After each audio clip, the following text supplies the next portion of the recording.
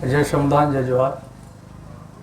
दरअसल हम लोग इस कार्यक्रम को लगभग 1 साल से चला रहे हैं। 25 अगस्त 2022 को बिहार से शुरुआत की थी और बिहार, मध्य प्रदेश, राजस्थान के बाद में 26 मई को नेताजी की समाधि सैफई से उत्तर प्रदेश के लिए इस कार्यक्रम की शुरुआत हुई है। 25 अगस्त को 1 साल हो जाएगा और इसको 17 फरवरी 2024 तक उत्तर प्रदेश में अभी जारी रखना है। हमारा जो मुख्य उद्देश्य है वो है जातिवार जनगणना। जातिवार जनगणना को लेकर के अपने लोगों के बीच में गांव-गांव ये कार्यक्रम चलाया जा रहा है। देखिए, आज के समय में जातिवार जनगणना बहुत ज़्यादा जरूरी इसलिए हो जाती है कि जब लगातार आरोप लगाए जाते हो एक दूसरे के ऊपर, यह कहकर के कि कोई एक जाति सारा हक खा जा रही है, एक दूसरे पर यही आरोप सब लगा रहे हैं। अभी एक नया आयोग आया है जो बीजेपी ने बनाया है, उसका कहना है कि भाई सबको बांट दो टुकड़ों में 27% में, क्योंकि उसने दिखाया है कि 2-4 जातियां हैं जिन्होंने सारा खा लिया, बाकी किसी को कुछ नहीं मिला। बाकी लोगों को नहीं मिला तो किसका फेलियर है, किस वजह से नहीं मिला, और क्या गारंटी है कि बताया जा रहा है जिनको कि इन्हें अधिक मिल गया है उनको अधिक मिला है। कोई आंकड़ा तो होगा उस चीज का कि ऐसे ही आप कह दोगे कि नहीं साहब वो ज्यादा ले गया है और अब बाकी किसी को कुछ मिला ही नहीं, तो उसका कोई प्रमाण होगा, कोई आंकड़ा होगा, दस्तावेज होगा, कुछ तो होगा, तब माना जाएगा। सरकारी योजना बातों से तो नहीं चलती है। तो इस तरीके की साजिशें करके ये आपस में और दंगे लगाने का काम कर रहे हैं। और रिजर्वेशन को जो आरक्षण मिल रहा है नौकरियों में और पढ़ाई में भी, अभी 2 ही सिफारिश लागू हुई है। मंडल कमीशन जिसने 40 सिफारिशें की थी, 38 बाकी हैं।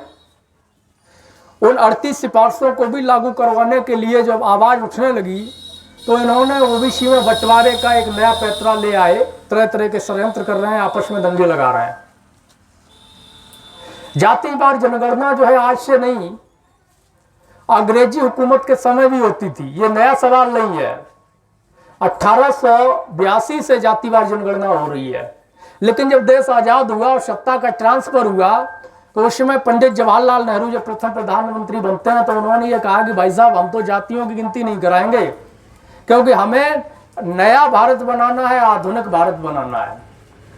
लेकिन सवाल ये उठता है, जब नेहरू साहब को आधुनिक भारत बनाना था या कांग्रेस को आधुनिक भारत बनाना था, तब उन्होंने उसी समय में धर्म को क्यों गिना, भाषाओं को क्यों गिना, और तो और शेड्यूल कास्ट और शेड्यूल ट्राइब्स की भी गिनती होती है क्योंकि संविधान में दर्ज है, इसलिए नहीं गिना। तो अगड़ी और पिछड़ी जातियों को, उनका तर्क था कि हम जातियों को गिनेंगे तो जातिवाद फैल जाएगा। तो सवाल ये उठता है, जब देश आजाद हुआ था उस समय आप लोगों ने पढ़ा होगा, सुना होगा, बहुत दंगा हुआ था।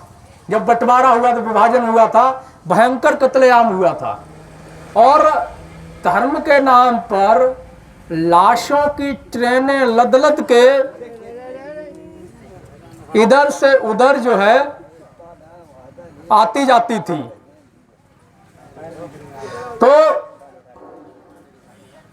आप ये सोचिएगा कि जब धर्म के नाम पर नरसंहार हो रहा था, जिस बात पर नरसंहार हो रहा था, लाशों की ट्रेनें लद के इधर से उधर आ जा रही थी, ट्रांसफर की जा रही थी, जिस भाषा के नाम पर कत्लेआम हो रहा था, भाषाओं के नाम पर राज्यों के बंटवारे हो रहे थे, अलग अलग तमिल, तेलुगु, तमाम तरह के राज्यों की डिमांड हो रही थी, राज्य बनाए जा रहे थे, उन भाषा और धर्म को आपने क्यों गिना?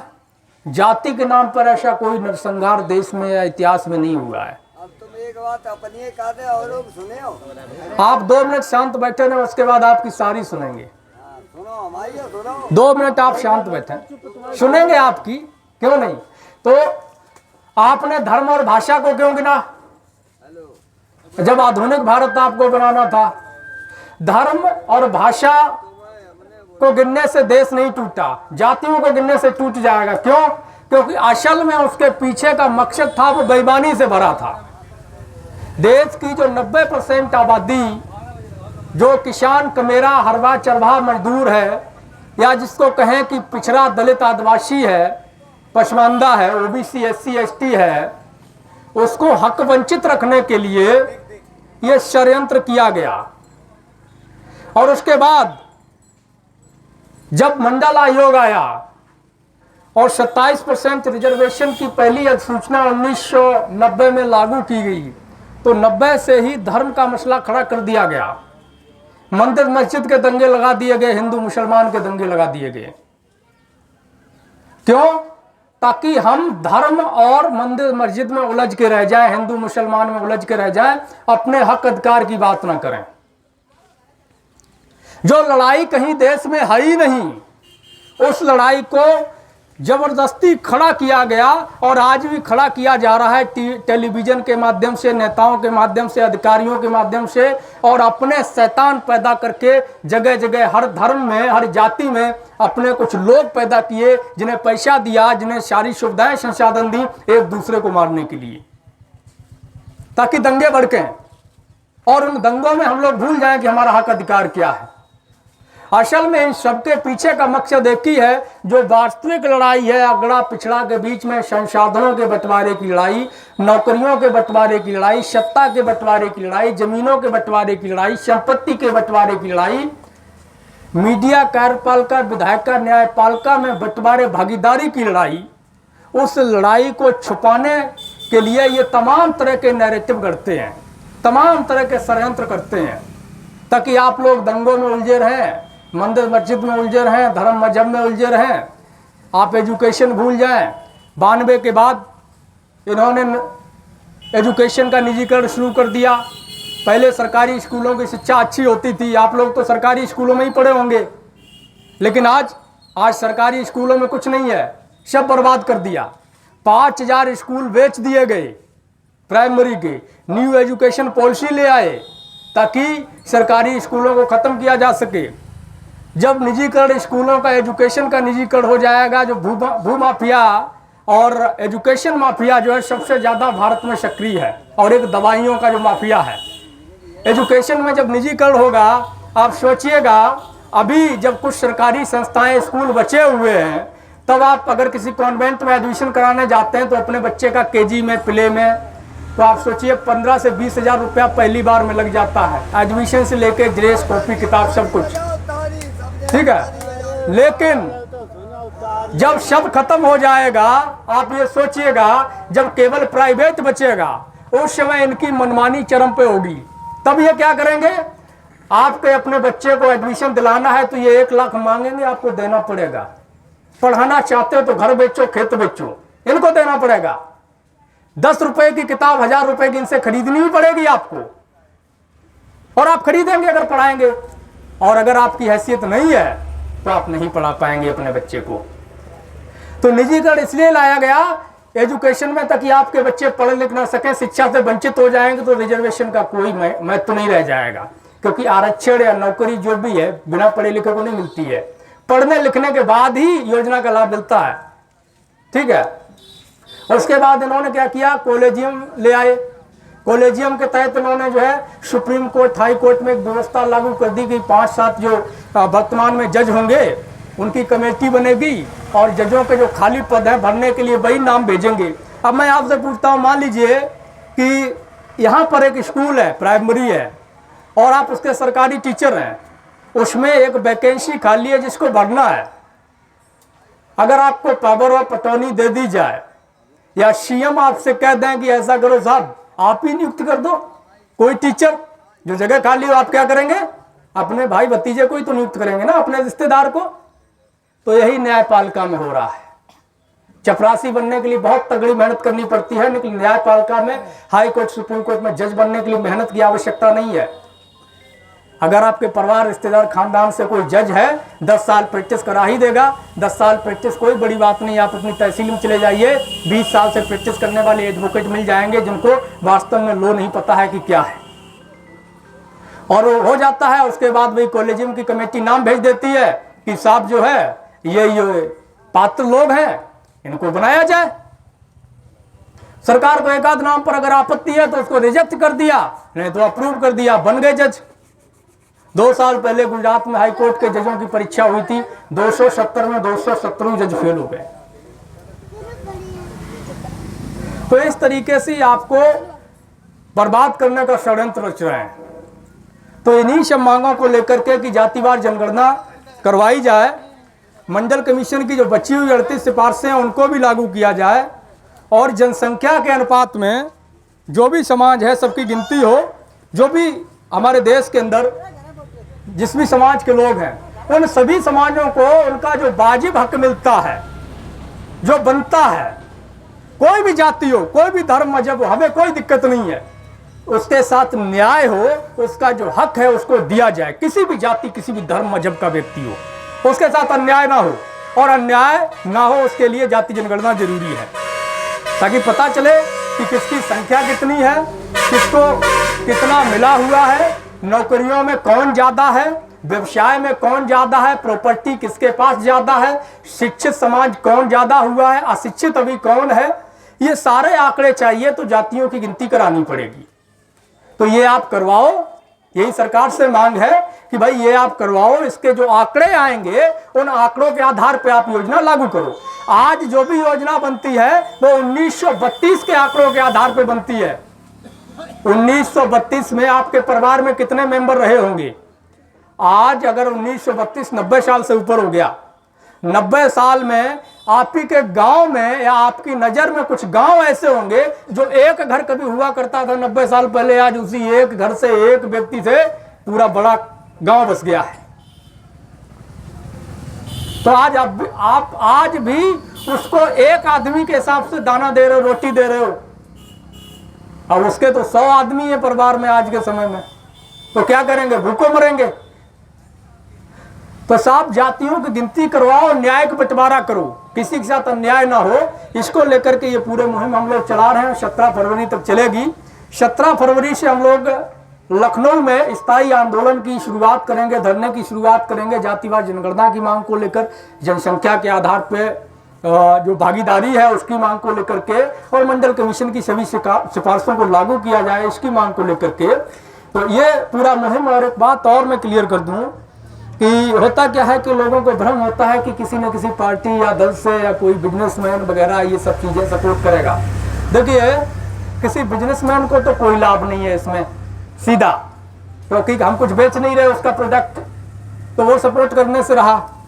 और नेताओं को अगर इतनी ही परवाह होती आपकी तो खुद ही सदन में और विधानसभा में लड़ करके अब तक करवा दिए होते, या खुद ही अपने कार्यकर्ताओं को, अपने पदाधिकारियों को, नेताओं को सड़कों पर उतार दिए होते।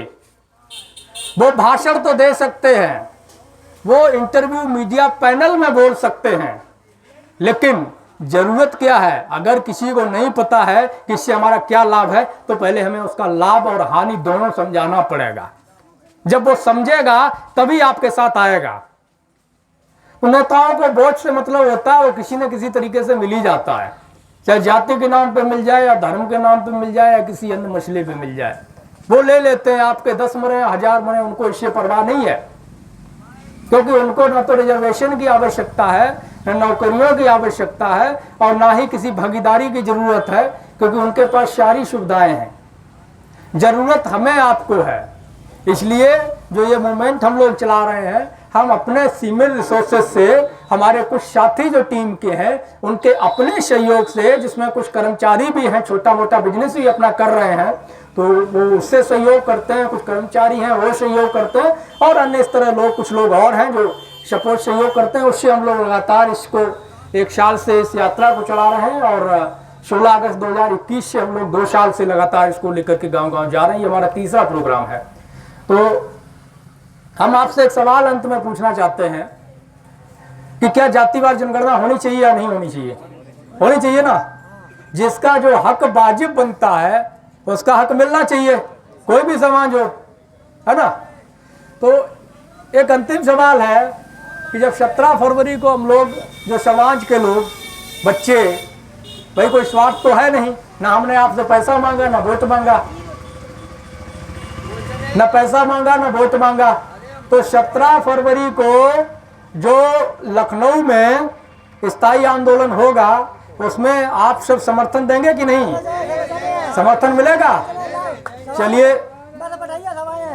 देखिए बस के लिए हमारे पास पैसा नहीं है, हम समाज की लड़ाई लड़ रहे हैं, अपने किराए भाड़े से आना पड़ेगा, हमने 1 रुपया आपसे नहीं मांगा, घर से फूक रहे हैं। लड़ाई आपके बच्चों की है। अगर मान लीजिए कि अगर लाभ मिलेगा तो अकेला मुझे तो नहीं मिलेगा, है ना? और ये लाभ हमें आपको भी नहीं मिलेगा, ये जो बैठे हैं इनको मिलेगा या इनके जो बच्चे आएंगे उनको मिलेगा। ये मत सोचिए हमें आपको मिल जाएगा, हमें आपको नहीं मिलेगा। बिल्कुल बिल्कुल, बस यही आप सभी से आशा और उम्मीद थी, इसी के साथ हम आए हुए थे। आपने सुना और उत्साह बढ़ाया, समर्थन दिया, इसके लिए आप सभी का मैं आभार व्यक्त करता हूं। और जय जोहार, जय श्रमदान, जय समाजवाद, इंकलाब जिंदाबाद। 17 फरवरी 2024 सूचना करवा देंगे, लंबा चलेगा। साथियों नमस्कार, जय मंडल, जय श्रमदान, जय जोहार। मैं अनुज सिंह विद्रोही। साथियों आप देख रहे हो मंडल यात्रा 25 अगस्त 2022 से चल रही है और 17 फरवरी 2024 तक चलेगी। जातिवार जनगणना को लेकर, मंडल कमीशन की सिफारिशों को लागू करवाने को लेकर, जनसंख्या के अनुपात में आरक्षण की मांग को लेकर के, और 17 फरवरी 2024 से स्थायी आंदोलन की शुरुआत होगी। दोस्तों इस यात्रा के जरिए आंदोलन का निर्माण करने के लिए हमें आपके साथ की ज़रूरत है और सहयोग की ज़रूरत है। आप सभी से अपील है कि आप सभी इस यात्रा को चलाने के लिए आर्थिक सहयोग करें, यात्रा के जो वीडियोज़ हैं उनको अधिक से अधिक शेयर करें और हमारे इस यूट्यूब चैनल को सब्सक्राइब कर लें, बेल आइकन को प्रेस करें ताकि आपको नोटिफिकेशन मिलता रहे और अधिक से अधिक लोगों तक इस सूचना को पहुंचाएं। अपना कोई मीडिया नहीं है, अपना कोई तंत्र नहीं है, हम लोगों को अपनी लड़ाई, अपनी सूचनाएं खुद ही प्रसारित करनी, खुद ही लड़ाई को खड़ा करना है। शुक्रिया। जय मंडल, जय श्रमदान।